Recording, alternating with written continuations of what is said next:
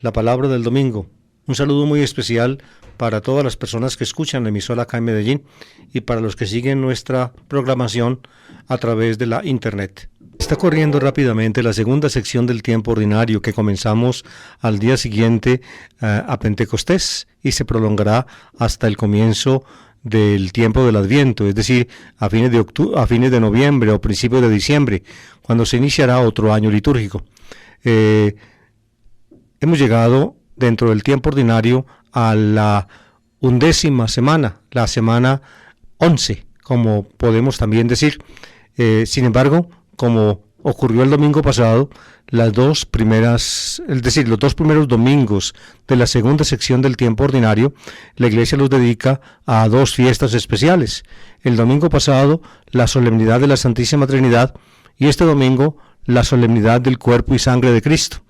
Lo segundo sucede en el calendario colombiano, porque en otras partes, por ejemplo en Italia, si mal no estoy, también en España, aunque no lo puedo asegurar, en Italia con seguridad sí, la solemnidad del cuerpo y sangre de Cristo se celebra el jueves. Debió celebrarse, por tanto, ayer, el día jueves, después del domingo de la Santísima Trinidad. Sin embargo, por la reforma del calendario, estas fiestas o varias de las fiestas que caen en semana se pospusieron para el domingo. La Iglesia aceptó eso y por eso entonces este domingo, después de la Santísima Trinidad, celebramos el cuerpo y la sangre de Cristo, y el lunes próximo en Colombia, para reemplazar el feriado festivo de la fiesta trasladada, entonces está el famoso embeleco de los lunes festivos, un embeleco, un embeleco para los sectores turísticos del país muy favorable y también para personas que quieren pasear en familia, de modo que todo en la vida tiene sus bemoles. Para el trabajo del país evidentemente es como una interrupciones muy seguidas, pero para el sector turístico y para las familias que quieren salir a pasear es una oportunidad muy hermosa.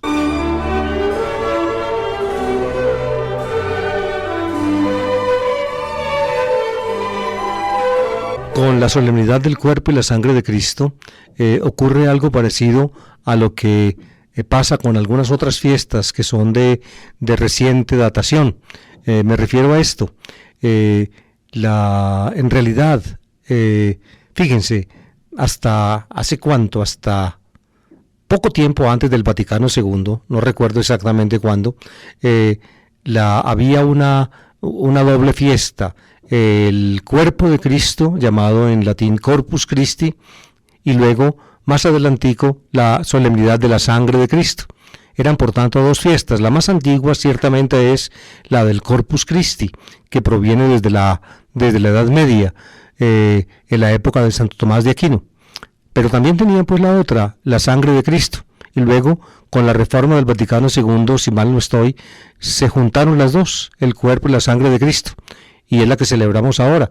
Sin embargo, solemos usar, o se sigue usando, y mucha gente comprende la palabra latina o la expresión latina, Corpus Christi. Creo que por allá en México o en el sur de los Estados Unidos hay un pueblo, una ciudad que se llama así, Corpus Christi. Es una solemnidad cristiana, diría yo, accesoria. ¿En qué sentido accesoria? No porque la Eucaristía, que es precisamente el cuerpo y la sangre de Cristo, no sea importante, sino porque en realidad dentro del año litúrgico la fiesta propiamente dicha del cuerpo y la sangre de Cristo es el Jueves Santo, es la primera tarde del Triduo Pascual, o el comienzo del Triduo Pascual en la tarde del Jueves Santo. Celebramos la celebración litúrgica, se llama en esa tarde In Cena Domini, en la Cena del Señor, que precisamente es el punto de referencia histórico al cuerpo y la sangre de Cristo. Por eso, cuando en la Edad Media se les ocurrió darle una relevancia especial al cuerpo y la sangre de Cristo, no hicieron otra cosa que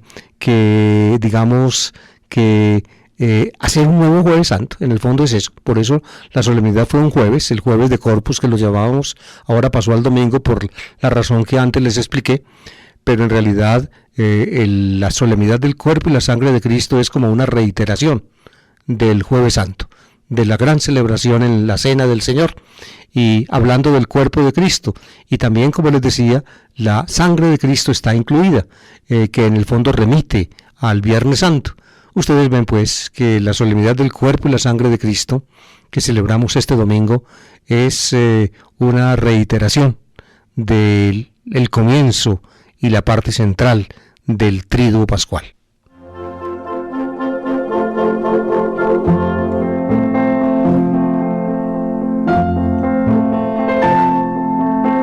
Como prácticamente para todos los domingos se señalan en el calendario, pues mejor dicho, en el leccionario litúrgico después del Vaticano II, 3 lecturas para esta solemnidad.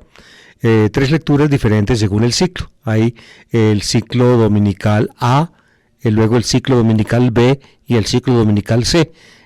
Esa es pues la lectura evangélica, será del capítulo 14 del Evangelio de Marcos, el relato de la Cena del Señor.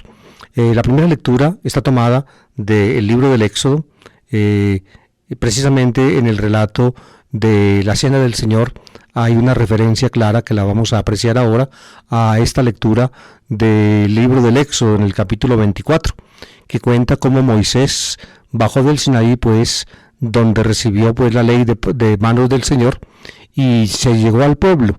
Y allí organizó una fiesta para el pacto de la alianza, para la celebración del pacto de la alianza, y mandó a algunos jóvenes israelitas que sacrificaran víctimas para sacrificios de comunión, es decir, para que después del sacrificio, en que se ofrecía a Dios la grasa de los animales y se derramaba sobre el altar la sangre, también los concurrentes pudieran comer en comunidad.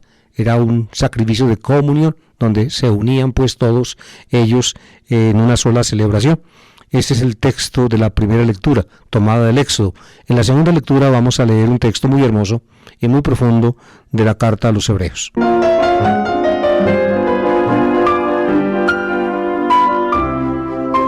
El libro del Éxodo, capítulo 24, 3-8, dice así: En aquellos días Moisés bajó y contó al pueblo todo lo que había dicho el Señor y todos sus mandatos. Y el pueblo contestó a una: haremos todo lo que dice el Señor. Moisés puso por escrito todas las palabras del Señor. Se levantó temprano, edificó un altar en la falda del monte y 12 estelas por las 12 tribus de Israel. Y mandó a algunos jóvenes israelitas ofrecer al Señor holocaustos y vacas como sacrificio de comunión. Tomó la mitad de la sangre y la puso en vasijas, y la otra mitad la derramó sobre el altar. Después tomó el documento de la alianza y se lo leyó en alta voz al pueblo, el cual respondió: haremos todo lo que manda el Señor y le obedeceremos. Tomó entonces Moisés la sangre y la roció al pueblo diciendo: esta es la sangre de la alianza que hace el Señor con vosotros sobre todos estos mandatos.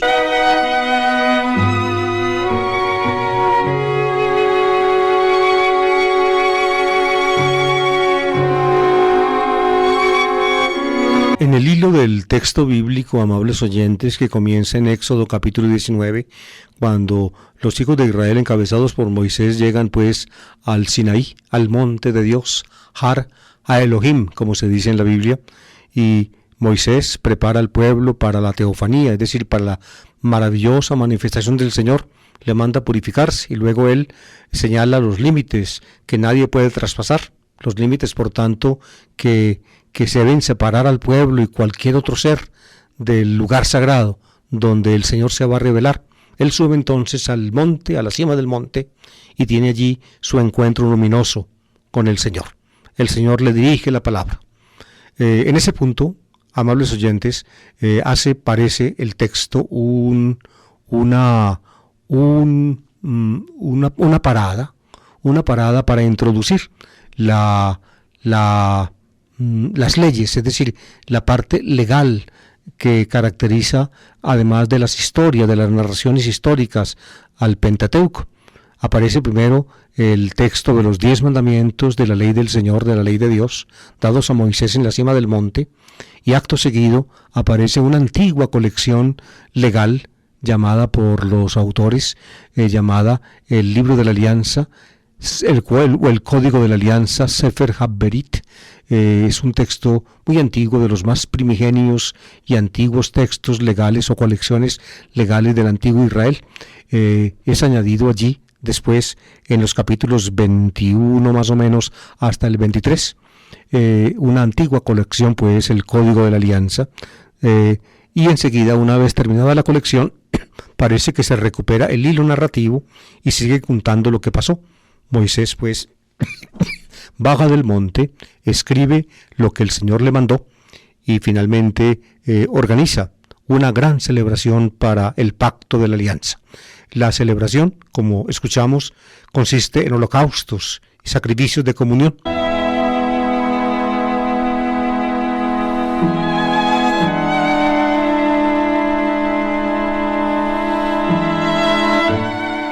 La característica de esta celebración de el pacto de la alianza es bien particular, sobre todo si la comparamos con la alianza que, según la Biblia, también Dios pactó con Abraham.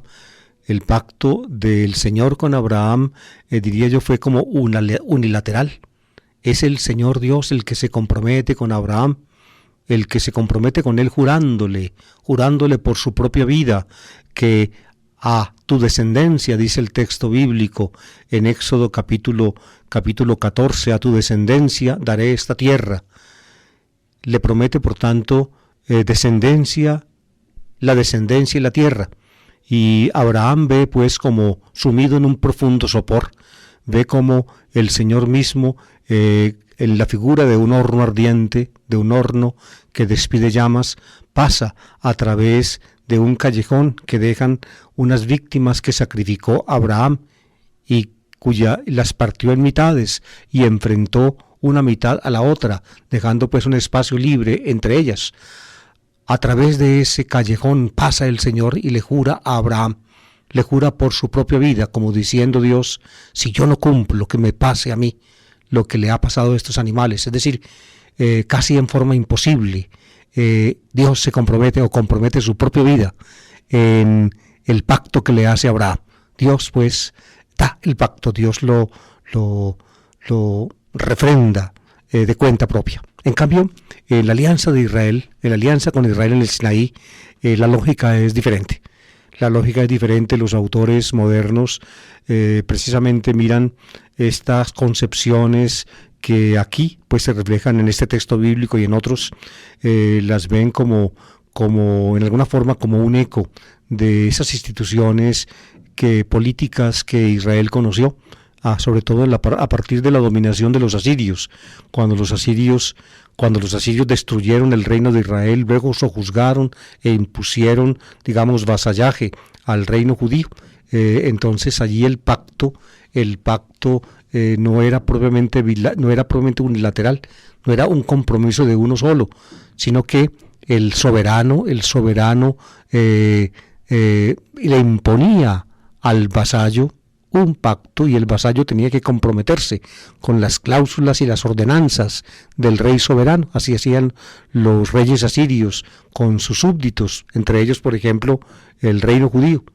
Pues bien, aquí, una vez baja Moisés del monte, fíjense, el pueblo todo con los mandatos del Señor, el pueblo todo contesta, haremos todo lo que dice el Señor.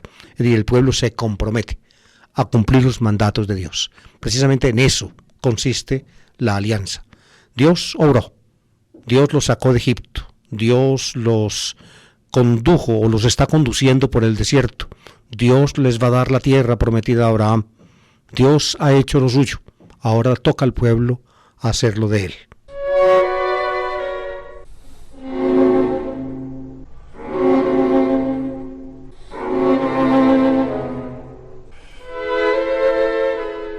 La organización de la ceremonia está explícitamente anotada en el texto. Dice que Moisés puso por escrito las palabras del Señor y añade, se levantó temprano, edificó un altar en la falda del monte y 2 estelas por las 12 tribus de Israel. Un altar pues en el centro y rodeando el altar 12 estelas. 12 estelas son 12 piedras, digamos, metidas en el suelo y que se elevan hacia arriba como en forma fálica, que representan a las 12 tribus de Israel. Por tanto, ese es como el lugar de la ceremonia. En el altar se simboliza la presencia del Señor, y las 2 estelas son la representación del pueblo que está precisamente Lifne Adonai, delante del Señor. Ordena Moisés que jóvenes israelitas, fíjense que no se menciona todavía aquí sacerdotes. Esto le da al texto un cierto carácter arcaico, aunque según mi manera de ver, este texto está ya influido por el Deuteronomio, y como les dije ahora, por la práctica política de los asirios. En todo caso, los jóvenes son los que ofrecen, sacrifican las víctimas sobre el altar. Las víctimas son holocaustos, aquí dice el texto. Ahorita, antes, al comienzo del programa, dije una imprecisión. Cuando los interpreté como sacrificios de comunión, el holocausto se quema la víctima entera. En el holocausto no sobra nada para una comida ritual. Aquí se supone entonces, si los sacrificios son holocaustos, que no sobra nada para una comida ritual, y sin embargo se habla de sacrificios de comunión. Hay una cierta incongruencia, pienso yo, en el texto. En todo caso, lo que se añade es bien significativo.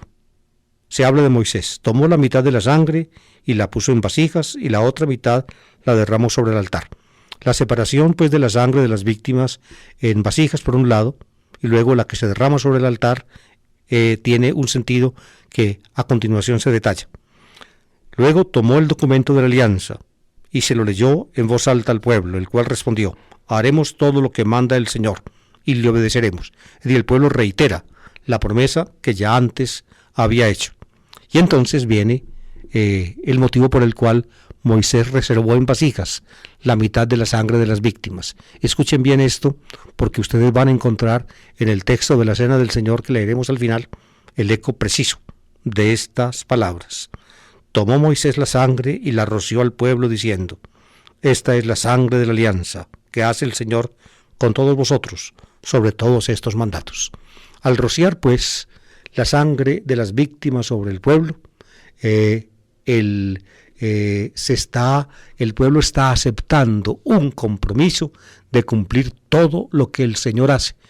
Y en el fondo, entonces, fíjense ustedes, en el fondo, cuando la sangre cae sobre el pueblo, que refrenda su compromiso de cumplir todos los mandatos del Señor, en el fondo también se insinúa en el horizonte un juicio del pueblo si no cumple las promesas, el compromiso que ha hecho delante del Señor.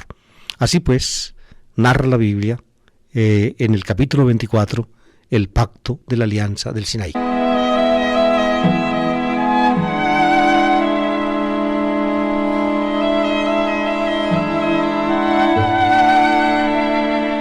La segunda lectura es de la carta a los Hebreos, un texto muy hermoso, en el capítulo 9, 11, 15.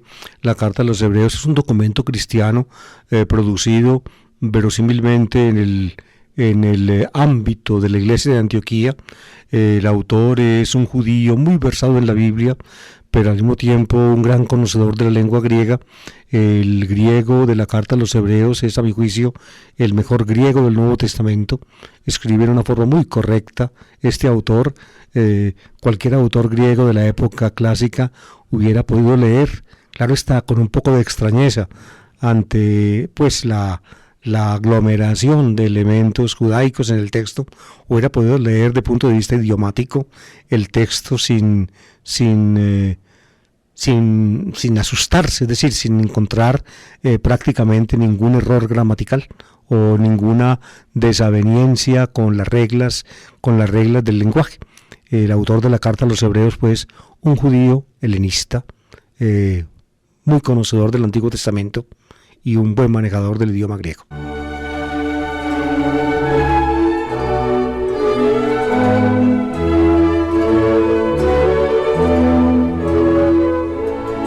En Cristo se supera el culto de la antigua alianza. En Cristo Dios lleva a su plenitud su designio de salvación. Escuchemos lo que dice pues Hebreos 9, 11, 15. Cristo ha venido como sumo sacerdote de los bienes definitivos.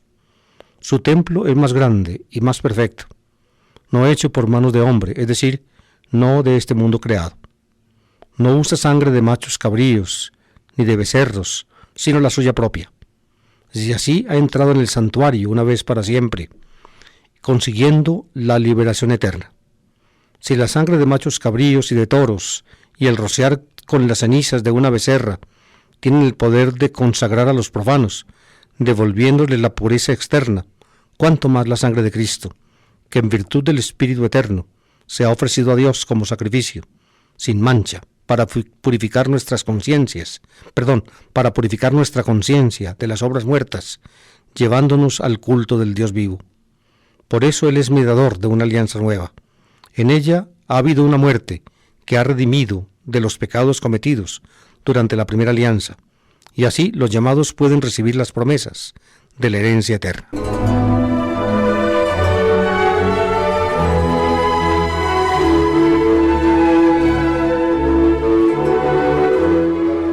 La carta a los Hebreos, amables oyentes, es el único documento del Nuevo Testamento donde Jesucristo o donde Jesús es llamado sacerdote. Archiereus se dice en griego, y erefs es sacerdote, archierefs es sumo sacerdote o archisacerdote, diríamos nosotros, arquisacerdote. Es la misma expresión con que la iglesia actual distingue los obispos de los arzobispos. Ese ars equivale en griego archiepiscopus, episcopus, archiepiscopus en latín, y en griego parecido. Jesús pues es el sacerdote de la nueva alianza, pero no un sacerdote cualquiera, sino el sumo sacerdote. Ustedes ven que el autor compara a Jesucristo y el culto de la nueva alianza, que es única y exclusivamente está referido a la muerte de Jesús, lo compara con el culto de la antigua alianza, y el papel de Jesús lo compara con el papel del sumo sacerdote. El sumo sacerdote, queridos oyentes, tenía que ofrecer sacrificios todos los años, el día de la expiación. Él era el que entraba en el santuario de Dios, donde había estado antes el arca de la alianza, y rociaba no ya el propiciatorio sobre el arca, sino el lugar vacío, con la sangre de la víctima, y luego también rociaba al pueblo. En fin, Jesús no hizo algo parecido a lo que hizo el sumo sacerdote. Jesús no utilizó sangre de víctimas propiciatorias, sangre de machos cabríos, sangre de terneros, no, sino la suya propia. El culto judío era sacrificial, ofrecía víctimas a Dios, víctimas propiciatorias, como escuchamos ya en el texto inicial que se leyó este domingo, o que se debe leer este domingo. No, en Jesús no usa la sangre de otros, sino la sangre suya. Él mismo ofrece su propia vida en la cruz. Fíjense que aquí la carta a los Hebreos es el documento del Nuevo Testamento donde en una forma absolutamente explícita e incontrovertible, la muerte de Jesús es considerada como un sacrificio expiatorio, o mejor dicho, como el sacrificio expiatorio por antonomasia. Y no solamente por antonomasia, sino el único y exclusivo sacrificio expiatorio, es decir, ya no hay más. Si nosotros en la teología común cristiana y católica llamamos a la Santa Misa sacrificio, lo hacemos en relación con el sacrificio único de la cruz, no porque la Santa Misa o la celebración eucarística tengan un carácter sacrificial independiente, sean como otro sacrificio, sino que es la presencia perdurable de uno e idéntico sacrificio, el que Jesús ofreció cuando Él mismo murió en la cruz. Jesús pues lo hace, no entra en el santuario del cielo. El sumo sacerdote, fíjense, aquí hay una hermosa comparación que utiliza el texto. El sumo sacerdote, después llevando consigo la sangre de la víctima, entraba detrás de la cortina o descorría la cortina que separaba el santo de los santos del santuario que estaba antes, y luego cuando existía el arca, echaba sobre el propiciatorio, rociaba el propiciatorio, una lámina de oro que había sobre el arca, echaba la sangre de las víctimas. Cuando no había arca, entonces echaba la sangre de las víctimas en el lugar vacío. Después de la destrucción de Jerusalén y del templo en la época de Nabucodonosor, el arca desapareció y por tanto el santo de los santos, llamado también Devir, quedó vacío. En la época de Jesús estaba vacío, era un lugar oscuro y vacío. Una vez al año entraba el Yom Kippur o el Yom Kippurim, el sumo sacerdote con la sangre de las víctimas, a rociar el lugar sagrado. Entraba pues en el santuario con sangre ajena, el sumo sacerdote. Jesús no entró con sangre ajena en el santuario, y no entró a un santuario hecho con manos de hombres, como es el santuario del templo de Jerusalén, el santo de los santos, sino que entró a un santuario no hecho por mano de hombre, es decir, al santuario celestial. Aquí el eco de la carta a los hebreos es clarísimo a la célebre profecía de Jesús que trae el Evangelio de Marcos en el episodio de Jesús ante el sumo sacerdote, cuando algunos testigos falsos acusan a Jesús de haber dicho, yo destruiré este templo hecho por mano de hombres y reconstruir otro en 3 días, no hecho por mano de hombres. Ese aparece en Marcos como un falso testimonio. Sin embargo, en la conciencia cristiana quedó eso bien grabado.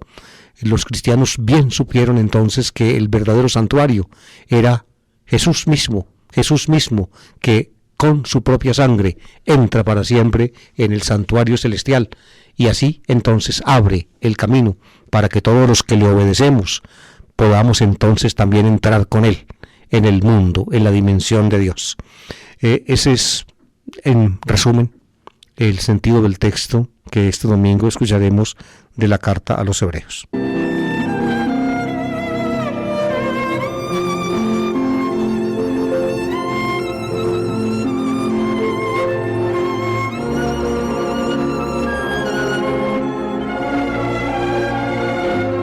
Y llegamos finalmente al texto evangélico, es de Marcos, capítulo 14, versículos 12 y 16, y luego 22 a 26. Como ustedes ven por la cita, no se presenta el texto completo de Marcos, sino que se presentan la introducción, luego se deja una primera parte del texto y luego la conclusión. Cuando lo lea, les haré notar este detalle.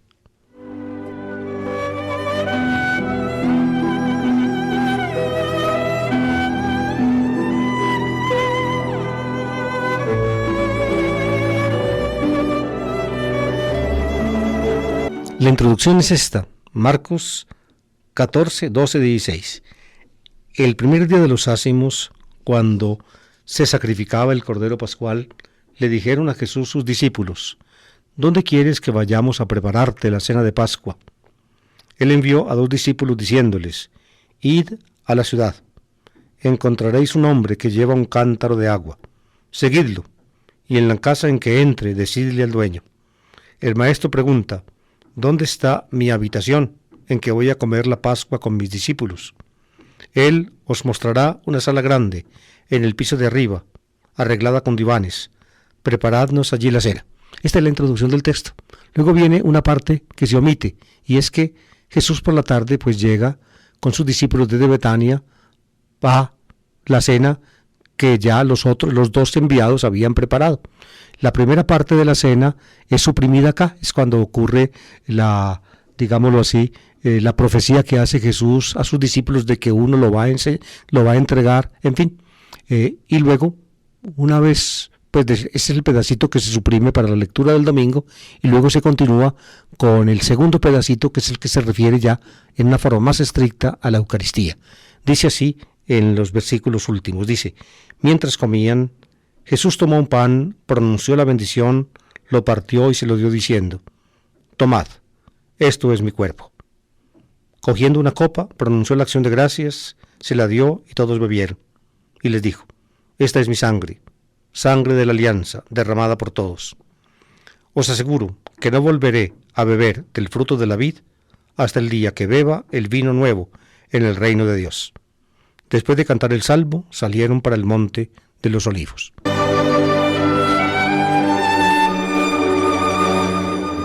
Es la solemnidad del cuerpo y sangre de Cristo, como ustedes ven. Por eso, ningún otro texto mejor que este de los Evangelios, donde se cuenta lo básico de la llamada última cena de Jesús, cuando, como solemos decir nosotros los católicos, instituye la Sagrada Eucaristía. En Marcos, el relato comienza, el relato de lo que ocurre, digamos, el jueves, el día jueves, en nuestra manera de contar los días de la semana. El día jueves ocurre por la mañana un acontecimiento y luego al atardecer ocurre otro. El acontecimiento de la mañana es que Jesús envía a 2 discípulos desde Betania a Jerusalén para que en un lugar previsto les preparen ellos la cena de Pascua. El evangelista comienza con una nota cronológica muy interesante. Dice, el primer día de los ázimos, ti proti ton azimon, dice el texto griego, cuando sacrificaban el cordero pascual. Es una nota,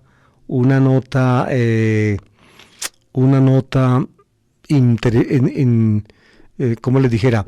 Una nota muy significativa, que requiere un poco de conocimiento de la cuestión de las costumbres judías. Fíjense, la Pascua la celebraban los judíos entre los días 14 y 15 del mes Nisán. El mes Nisán, en el cómputo judío, desde después del destierro de Babilonia, era el comienzo de la primavera, es decir, el mes que va entre marzo y abril. Entre marzo y abril era el mes Nisán. El 14 del mes Nisán, al mediodía, llevaban al templo los corderitos pascuales, en el templo eran sacrificados, y luego, al caer el sol, ya por la tarde, es decir, cuando ya en la costumbre judía de la época terminaba el 14 para comenzar el 15, entonces se reunía la familia para comer la comida de Pascua, precisamente asando la carne de los corderitos sacrificados. Solamente en el templo se podían sacrificar los corderos. En las épocas más antiguas, cada padre de familia sacrificaba el cordero, o se hacía en otros santuarios, pero en la época del rey Josías, a fines del siglo VII a.C., se prohibió cualquier culto sacrificial fuera de Jerusalén, y por tanto entonces solamente en Jerusalén podía ser comida la Pascua, porque solamente en el templo de Jerusalén podían ser sacrificados los corderos pascuales. Pues bien, ese mismo día, el comienzo de la Pascua, el 14 de Nisán, toda levadura tenía que ser apartada de las casas. Por tanto, lo llaman aquí el primer día de los ázimos. Panes ázimos simi en griego significa levadura. Ázimo significa pan que no tiene levadura. Entonces apartaban toda levadura, y los panes que se podían ese día hacer eran solamente panes de harina mojada y luego cocida, pues en el horno, es decir, el pan sin levadura es duro, como nuestras hostias. En el fondo, las hostias que utilizamos nosotros los católicos para la Eucaristía son panásimo. Los judíos tienen una forma de panásimo un poco diferente a esta nuestra. Son unas galletas hasta por cierto muy sabrosas. Matzos se llaman, mazot se dice en hebreo ázimos, ven, así se llamaba. Yo recuerdo siendo niño, mi papá llevaba a la casa galletas de esas, y yo las comí siendo niño muchas veces. Matzot en hebreo, matzos, así se llaman, o en unas cajas en que mi papá las llevaba a la casa. En todo caso, ese primer día, pues el día 14 de Nisán, para empezar el 15, era el primer día de los ázimos, en el cómputo o en la costumbre hebrea de la época. Pues bien, Jesús les da a los discípulos unas señas misteriosas de a dónde tienen que ir. Muy parecido este texto de Marcos a lo que hace Jesús también cuando llega de Jericó a Jerusalén y manda a 2 discípulos a conseguirle un burrito. Ir a la aldea del frente, les dice, y encontraréis un burrito atado a un pilar o algo así, y si alguien, desatadlo y traédmelo, y si alguien os pregunta ¿a dónde lleváis el burrito?, diréis, el Señor lo necesita y lo devolverá luego. Aquí ocurre algo parecido. Jesús como que prevé lo que va a pasar. Aquí también. Ve a la ciudad, es decir, de Betania a Jerusalén, la ciudad es Jerusalén, y de la ciudad encontraréis un hombre que carga un cántaro de agua. Un hombre cargando un cántaro de agua era un signo especial. ¿Por qué? Porque en general eran las mujeres las que salían a buscar agua a las fuentes. Por tanto, encontrar a un hombre cargando un cántaro de agua era algo, pues, no absolutamente, es decir, no acostumbrado, algo insólito. Por eso no debían ser o no debía haber muchos hombres cargando cántaros de agua. Ellos pues lo encontraron y siguieron al hombre y ya llegaron a donde el hombre llegó y allí prepararon en esa casa, en un piso de arriba, en la sala para la fiesta de Pascua, y los demás pormenores proveyeron de divanes, fíjense, así se dice eso. La comida de Pascua era una comida solemne y los judíos habían asumido o habían recibido de los helenistas la costumbre de las comidas solemnes en que la gente no se ponía a la mesa sentada, sino que se reclinaba junto a la mesa en tarimas, provistos de almohadones con sábanas. ¿Ven? Se supone pues que estos discípulos de Jesús, estos dos encargados, dispusieron todo lo necesario para la comida de Pascua.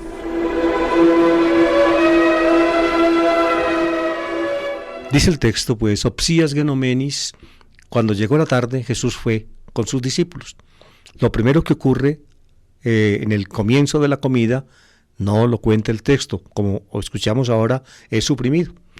Y luego el texto va al grano. Se trata de la comida de Pascua. Fíjense que lo que vamos a leer ahora, prácticamente la Pascua no vuelve a ser mencionada. En la Pascua se comía el Cordero Pascual, había ensalada de frutas dispuesta sobre la mesa en salseras, había vino para que la gente pudiera ir tomando sorbitos de vino en la medida en que iban comiendo, y sobre todo había pan. El pan es la comida, digamos, el acompañamiento de toda comida en la región mediterránea, tanto del norte de África como del sur de Europa y del occidente y del oriente, es decir, en la parte costera de la Palestina. El pan no podía faltar, todo eso estaba allí. Y además, pues, para Pascua se asaba el cordero, se asaba a fuego lento, no le quebraban ningún hueso. Fíjense que aquí, pues, ya para la comida propiamente dicha, el Cordero Pascual desaparece el Cordero Pascual, y solamente enfatiza el evangelista Marcos dos ritos que, como muestra uno de los buenos comentadores del evangelista Marcos, Rudolf Pesch, constituyen el rito inicial de la comida propiamente dicha y el rito final de la comida pascual propiamente dicha: el rito de la bendición del pan y el rito de la bendición de la tercera copa. En el comentario de Pesch aparece, pienso yo, en una forma muy convincente, esta referencia histórica a esa última comida de Jesús. Yo escribí hace tiempo ya un comentario de Marcos muy amplio en que dejo todas estas cosas, hasta donde pude hacerlo, claras para los lectores. En todo caso, cuando después de la introducción de la comida, en que se iban comiendo pedacitos de pan remojados en salsa de frutas, todo eso lo suprime el evangelista, o la tradición misma que el evangelista usa.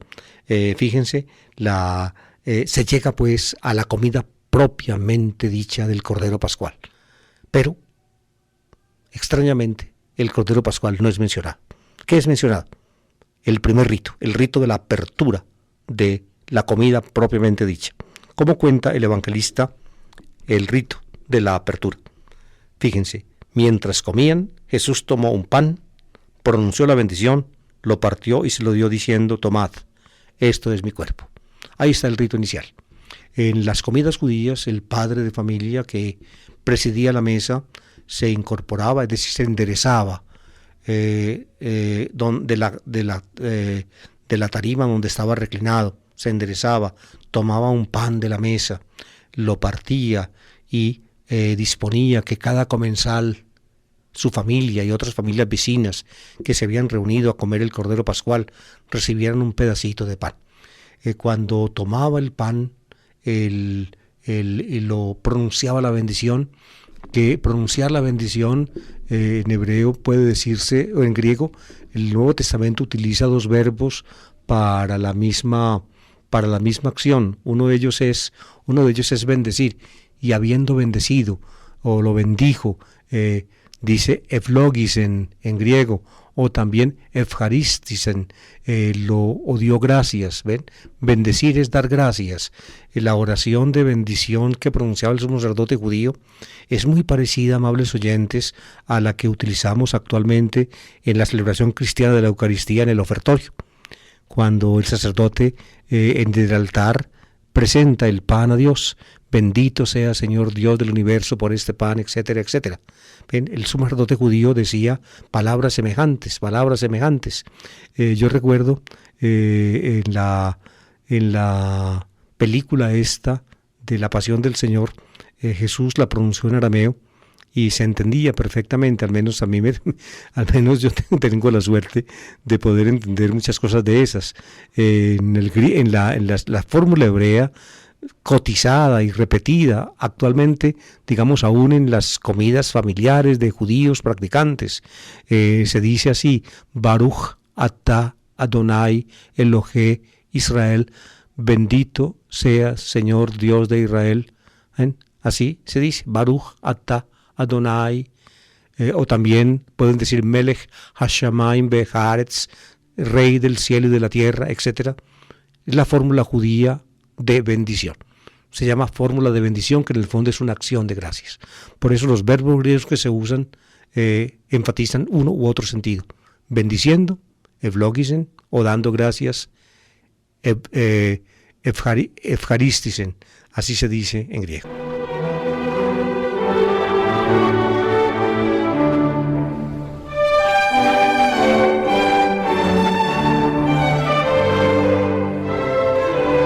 Una vez pues partido los pedacitos de pan, después una vez dicha la acción de gracias, la oración de acción de gracias, fíjense que bendición pues no es trazar una cruz encima de algo. No, esa no es la bendición propiamente dicha. En el mundo cristiano se convirtió en eso, es decir, y eso lo hacemos hoy en día casi maquinalmente. A mí me da un poco de remordimiento cuando la gente le lleva a uno cosas para bendecir y uno simplemente en una forma maquinal traza una cruz encima de la cosa sin decir prácticamente nada. En fin, en el fondo bendecir, aún más, bendecir es bendecir a Dios, como darle gracias a Dios, no es bendecir un objeto. Pero ya en el Nuevo Testamento, creo que es en Lucas, donde se utiliza el verbo bendecir, teniendo como complemento los panes. Los bendijo a los panes. Ese ya es un lenguaje derivado y posterior. El lenguaje, digamos, auténtico, de raíz judía, con el cual podemos encontrar lo que Jesús hizo, es bendijo o le dio gracias a Dios, al Señor. No bendijo el pan o bendijo los peces en la multiplicación o bendijo la copa, sino bendijo a Dios. A Dios es a quien se bendice, es decir, se le alaba, se le da gracias. Entonces, bendecido el pan, lo parte en pedacitos y le da un pedacito a cada comensal. En la fiesta judía de la Pascua, en la comida judía pascual, el sacerdote o el padre de familia no decía nada, lo hacía en silencio. Jesús dijo algo, y esa palabra de Jesús, en ese contexto, llegó a ser trascendental para el cristianismo de todos los siglos.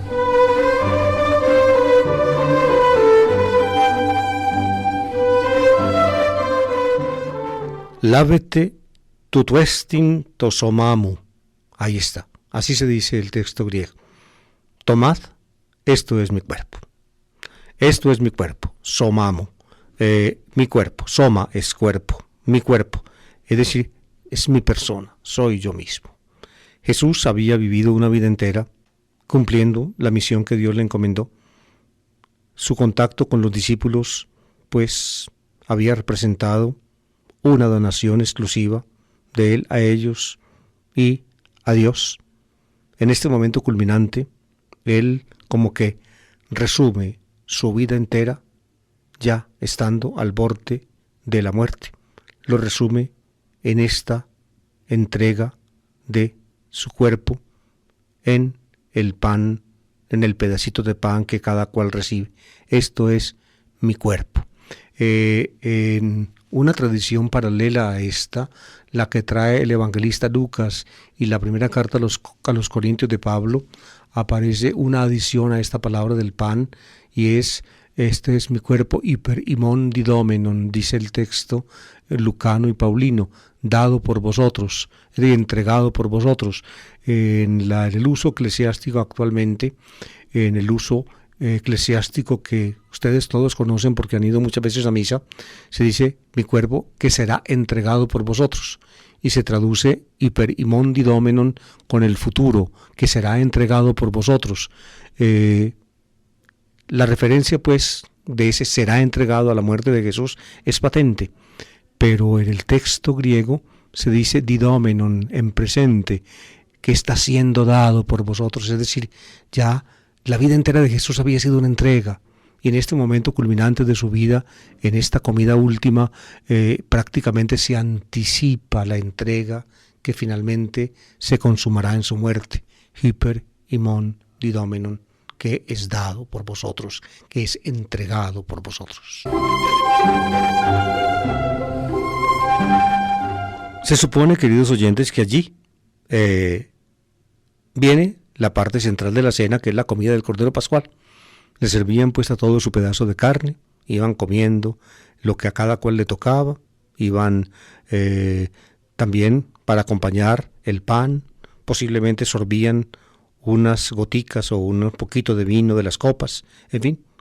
Y cuando ya se llegaba al final, cuando todos habían comido pues la parte correspondiente del cordero, llegaba otra parte del rito muy importante, se llama en la fiesta judía de la Pascua la tercera copa, o la copa de bendición. En griego se dice potirion ephlogias. Pablo exactamente en la tradición de que él dispone sobre la última cena, llama exactamente así esta última copa o esta tercera copa. Después había otra, la cuarta copa, al menos muy probable. En todo caso, esta copa la llama Pablo siguiendo el nombre judío preciso, potirion ephlogias, la copa de bendición. La copa de bendición. El padre de familia llenaba la copa de vino rojo, pronunciaba otra vez la acción de gracias o la bendición y la pasaba a los comensales. Parece haber sido ese el rito original. Todos participan de una misma copa, como todos también comían de un mismo pan.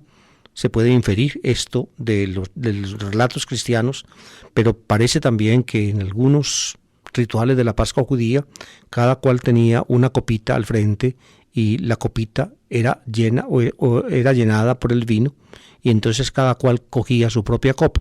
Sobre esto hay incertidumbre entre los estudiosos de los textos de la Biblia. La palabra concreta que aparece en boca de Jesús en Marcos es esta, y les dijo, voy a leer un poco antes la introducción. Cogiendo una copa, potirion en griego, potirion significa copa o cáliz, pronunció la acción de gracias, evcharistisan, ven, es la acción de gracias, que se llama también bendición, se la dio y todos bebieron. Fíjense pues que según Marcos les da la copa y todos beben, y tan solo según Marcos, una vez que han bebido, Jesús dice lo que dice. Esta manera de presentar Marcos las cosas puede ser un poco engañosa, porque si la tomamos demasiado puntualmente, cualquier buen canonista, de esos que hay en la Iglesia Católica que abundan, diría que Jesús no consagró. ¿Y por qué no consagró? Porque según las disposiciones del derecho, primero hay que preparar la copa y decir las palabras de la consagración. Y tan solo después de dichas las palabras de la consagración viene la comunión. Si la cosa, como aparece aquí en Marcos, se invierte, es decir, se prepara la copa y se la toman, y después se dicen las palabras, entonces la conclusión de un buen canonista sería: no consagró.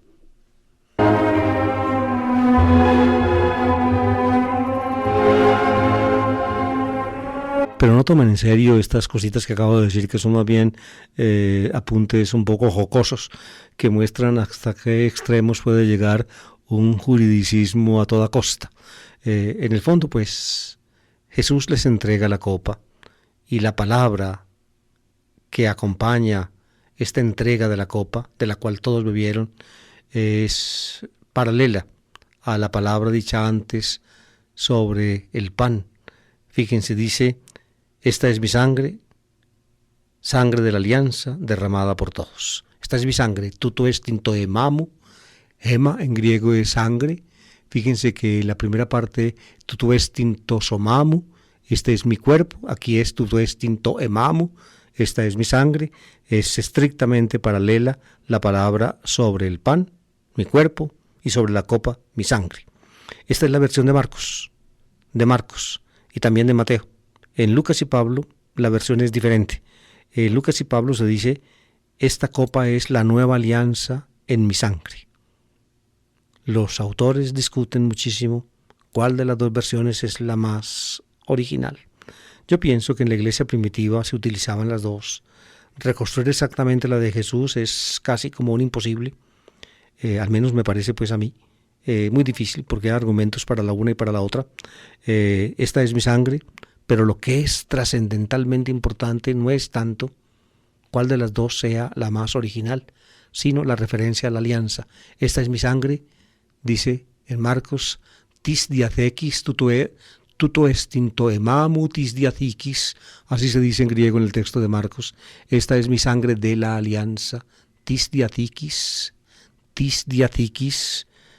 de la alianza, y en Lucas y Pablo se dice, esta copa es la nueva alianza, y que ni diathiki en to hematimu, en mi sangre, esta es la nueva alianza en mi sangre. Es decir, de todas maneras, la sangre de Jesús, en alguna forma referida al vino rojo que llenaba la copa, la sangre de Jesús es puesta en referencia con la sangre de las víctimas que al bajar Moisés del Sinaí tomó de los sacrificios que habían hecho los jóvenes encargados para ello, para rociarla sobre el pueblo.